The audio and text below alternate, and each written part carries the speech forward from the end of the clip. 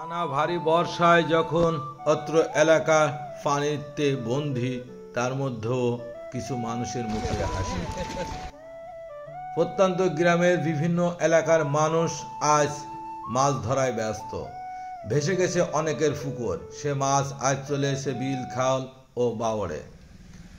আপনারা এই স্ক্রিনে বিভিন্ন জায়গার স্থান লেখা আছে, সেটিও দেখে বুঝতে পারবেন কোথায় এটি। কত বড় বড় মাছ বড়শি দিয়ে মারছে।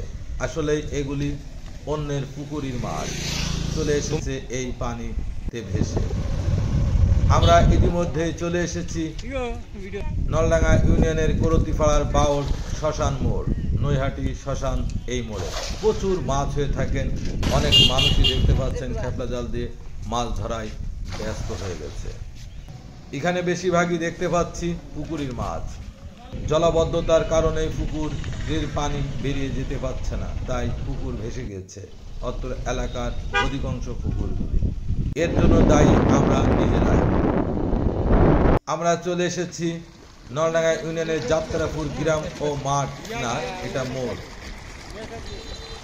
একদম মেঘলার সাথে একটি ব্রিজ যাত্রাপুরের এই বাজারে। এখানেই এই মাছ মারছে। প্রচুর স্রোত চলে যাচ্ছে এই ব্রিজের তল দিয়ে। অনেক মানুষ এখানে একত্রিত হয়ে খেপলা জালের সাহায্যে মাছ মারছে। পানি বেরিয়ে যাওয়ার রাস্তা আমরা নিজেরাই বন্ধ করে দিয়েছি। বাড়ি ঘর করেছি, কিন্তু পানি নিষ্কাশনের জায়গা রাখিনি। খাল, বিল, নদী, নালা আমরা নিজেদের প্রয়োজনেই ভরাট করে ফেলেছি।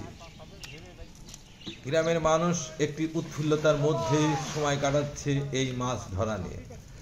আসলে তাজা মাছ মারার মধ্যে একটি অন্যরকম অনুভূতি ও আনন্দ কাজ করেন। আবাল বৃদ্ধ প্রত্যেকটা মানুষই বর্ষার সময় ছুটে চলে আসেন এই মাছ মারতে। এখানেও তার ব্যতিক্রম হয় নাই। সামনে আরেকটি জায়গা প্রচুর মাছ হচ্ছে, ইতিমধ্যে জানতে পেরেছি, সেখানে আমরা যাব ইনশাল্লাহ।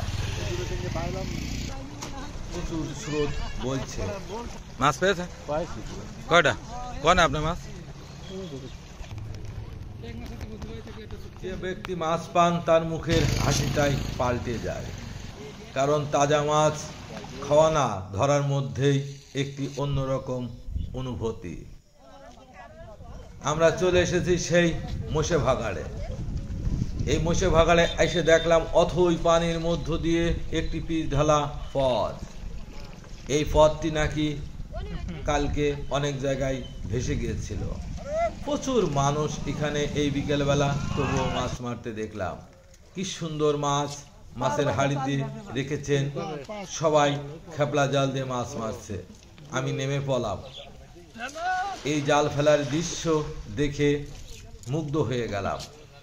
চকচক করছে পানি, রাস্তার পারে শুধু এই মাছ মারার কারণে কাদা হয়ে গেছে। কেউ হামাগুড়ি দিয়ে মাছ ধরছে। এখানে দেখুন অনেক বড় বড় সরপুঁটি বেঁধেছে। এই সরপুঁটিগুলি জামাই ভাজা সরপুঁটি বলে থাকে। নেমে গেলাম কাছ থেকে মাছ দেখার উদ্দেশ্যে। প্যাকেটের মধ্যে বলল মাছ একটু আগে হাটে বিক্রয়ের জন্য পাঠাই দিয়েছে, তাই এখানে মাছ তেমন একটা দেখা যাচ্ছে না। এই ভাইটি মাছ একটি পেয়েছে।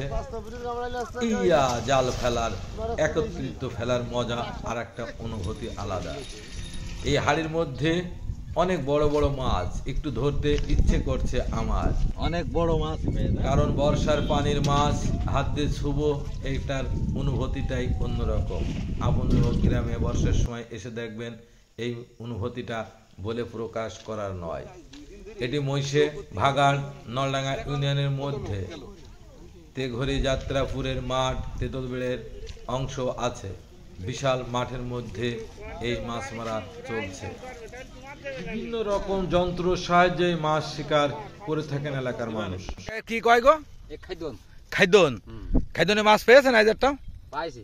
কই আছে এখানে? না এখানে নেই, বাড়ি নিয়ে গেছি দুপুরের সময়, এখানে উঠে নিয়ে আলাদা পাবো। ও, এই জায়গার নাম কি? নাম আছে মহিষ ভাগাড়। মহিষ ভাগাড় না?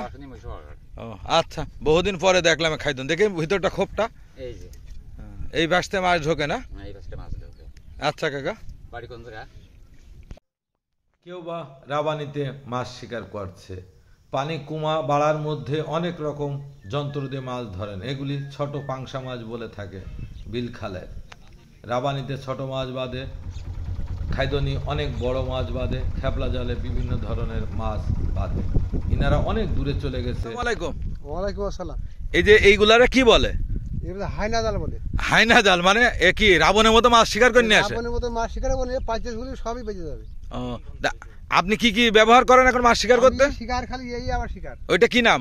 এটা বাইনি। বাইনে না খুললে? বাইনি। বাইনে না? ও, এই আমার শিকার। এখনকার মাছ কতদিন মারবেন এভাবে? এই মারবো ধরে তো বিল যতদিন পানি আছে ততদিন মারবো। এই জায়গার ঠিকানা কি? এই মুশে বাগান। মুশে ভাগাড়। আপনার নাম? আমার নাম আলী হাসান। ভালো থেকে না?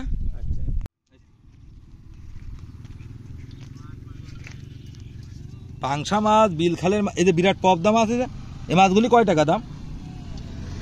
300 টাকা দাও। এতে হাফ কেজি হবে না। তাহলে কত দেবেন তো? কদিন না ভালো লাগে, তুই দাও কত দেবেন? এমন সুন্দর সুন্দর ভিডিও উপভোগ করার জন্য আমার চ্যানেলটিতে অ্যাক্টিভের সঙ্গে থাকবেন।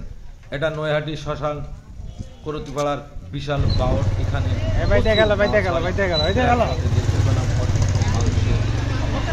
সবাই ভালো থাকবেন, আমার জন্য দোয়া করবেন। খোদা হাফেজ।